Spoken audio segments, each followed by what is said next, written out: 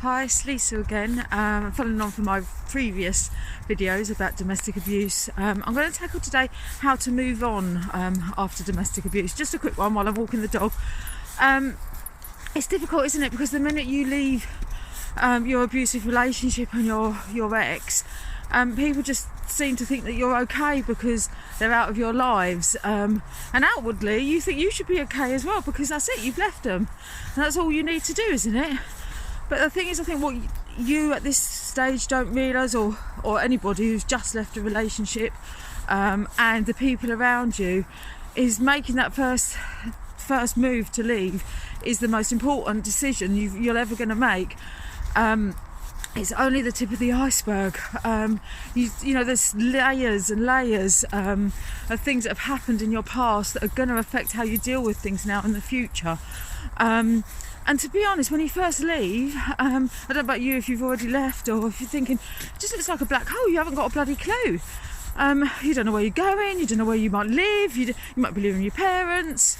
And there's so many questions up in the air, all at a time when sort of mentally and emotionally you're not very strong. Well, you're stronger than you think, but you've got so much going on in your head, and you're almost having to deal with these most really important decisions with regards to your life. And all I can suggest, obviously years down the line, is you don't realise how far you're coming each and every day. So it's just small steps every day, and every little small step will build up, and that even pigeon steps will take you that little pigeon step away from where you were. And that will only get better. It'll only get easier. Yeah, you're going to feel a little bit uncomfortable sometimes, particularly if you're moving into new areas, or you're moving back in with your parents, or it's all going to be different, isn't it? You've got maybe your children you've got to look after full time now, but embrace it and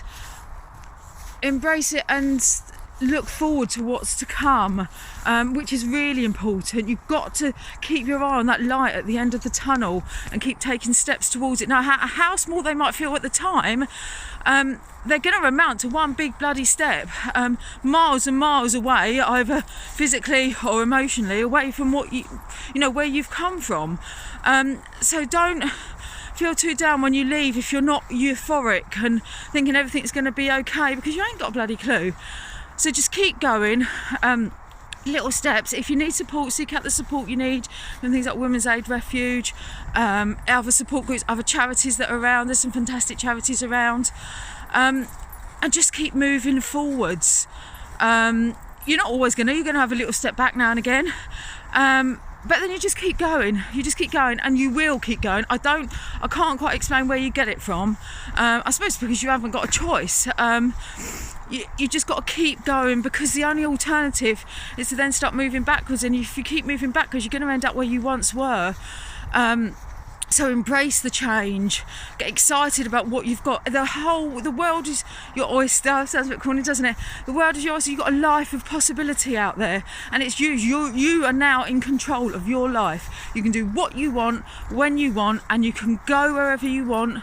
If you want a new job, go for a new job. It's not going to happen overnight. Of course it's not. You're going to have all your, emotional stuff going on that you've got to work through as well. But do recognise that. Recognise your feelings.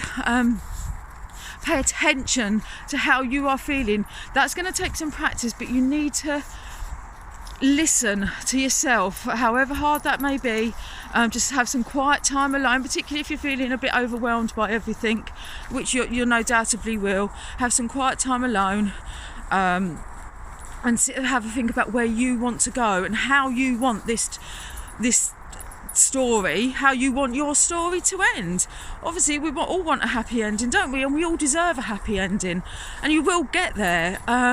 Probably not as quick as you think you're going to get there, but you will get there. So celebrate the small achievements, and celebrate any little exciting things you've got coming up.